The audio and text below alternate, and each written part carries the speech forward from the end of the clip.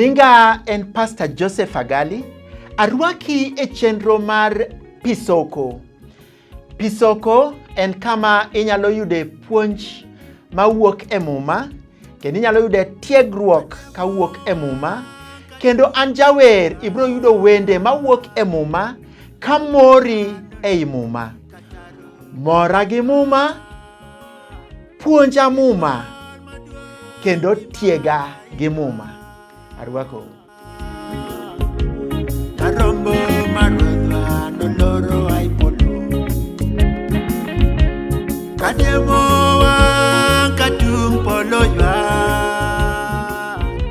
Kawuono adwaro ni wapuonjre wach kawuok e Mariko 5:6 nyaka 9. Muma wacho kama: Ne oneno Yesu kapod en gi chien, mine oringo mi ogoyo chonge piny e nyime, koywak matek niya, Yaye Yesu wuod Nyasaye maduong' moloyo, ilaro kod ang'o?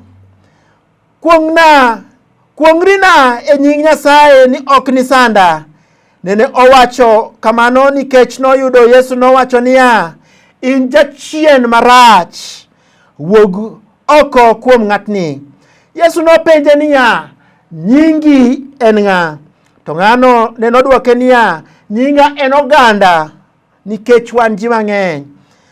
Wes 19 Yesu nowacho ni, to Yesu ne ok oyiene, nowachone niya, dog dala ir joodu mondo inyiski gik madongo ma Ruoth osetimoni kendo obedoni mang'won. Mano en story mar mwaluongo Gerasi. En ng'ano mane jachien otueyo. Jachien nyalo tueyi mikia nanga.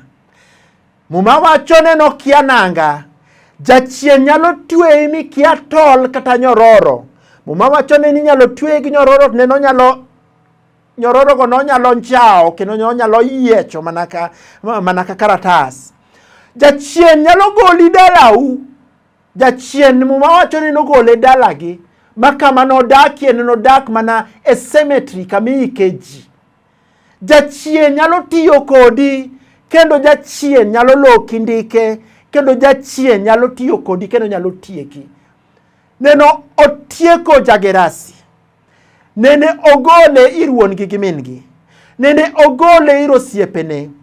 Nene onge gimramara mane onyalo timo. Muma wacho ni e kinde mang'eny jachien ne goye piny, kendo ne dwaro mana mondo wite mach, nikech nene en ng'ano motwe. Jachien nyalo tweyi. To gima ber ni chieng' moro achiel neno romo kod Yesu Kristo.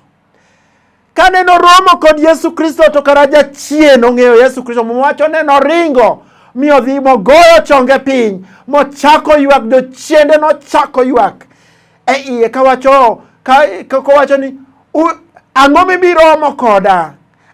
Wewa.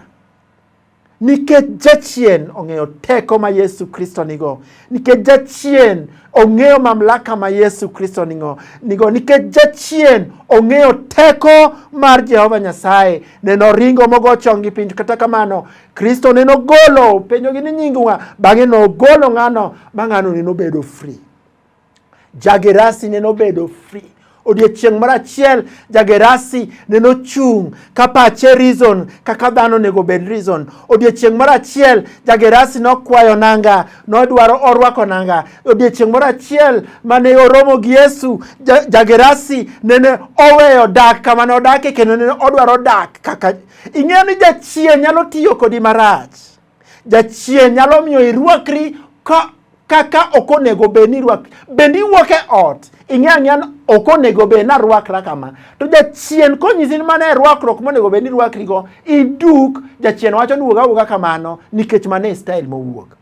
Jachien nyalo miyo idhi kendo idak kuonde mokonego bed ni dake, mana kaka noloko Gerasi odak kuonde mokonego bed nodakie. Jachien nyalo loki ndike, kendo nyalo tiyo kodi, kendo pachi nyalo iweyo ni pachi ler. Gerasi no nowen pache ler, nikech enene kodhi kanmo kendo reason maber, to kara jachien ema tiyo kode, nikech pache, paro mowen ler no en paro monjawni, en paro morumo. en paro morem ke jachien koloki ndike, jachien koloki ndike to riembi kata kaka apiko mare kaka odwaro mondo dhi, nikech jachien nyalo tiyo kodi kaka ene modwaro. Chieng' moro achiel neno romo gi Yesu jatelo. Chieng' moro achiel no romo kod Yesu Kristo wuod Nyasaye, ma Yesu Kristo neno gonye kendo neno bedo thuolo. Ma neno wuok ochako bedo ng'ano mangima, nikech jachien nyalo en kod teko. Yesu Kristo kod teko moloyo Nyasaye, nikech kata jachien, jochiendego nene ging'eyo teko ma Yesu Kristo nigo. Emomiyo beda gi yie, teko mar Yesu ohingo jochiende. Jachiendego katineno kata ne gin mang'eny kamano, Kristo nogolo gigi duto, nikech onge teko mohingo Yesu Kristo. Onge misumba ma jachien nyalo ketigo moloyo Yesu Kristo.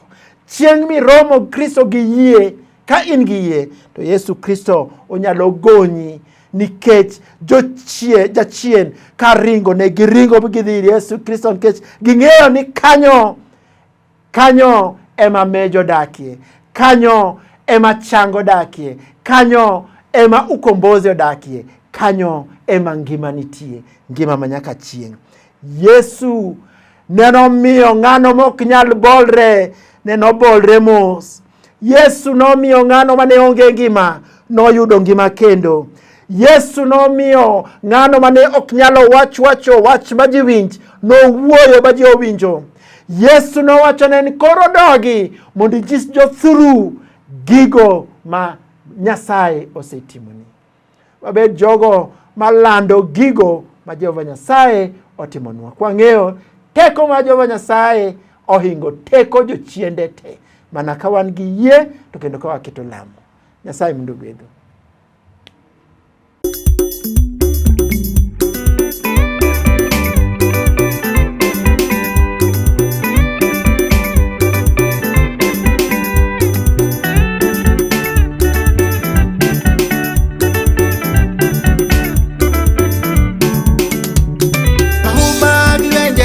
Wawinjo pile pile, mahuma gwenje tinde wawinjo pile pile.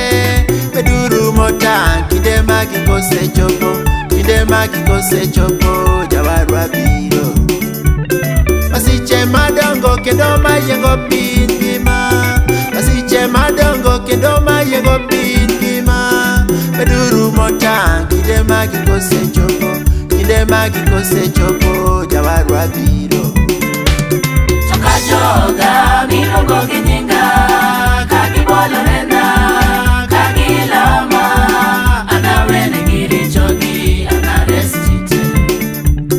To ka joga miluongo gi nyinga, ka gifulo richogi, ka gisaya, anawene gi richogi, anaresti te. To ka joga miluongo gi nyinga, ka gilemo, anawene giri chogi, anarestite.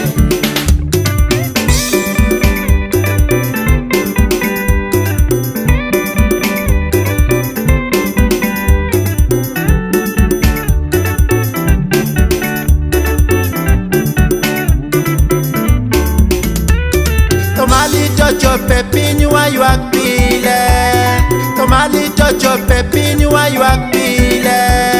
Beduru motang kinde magi kosechopo, jawarwa biro.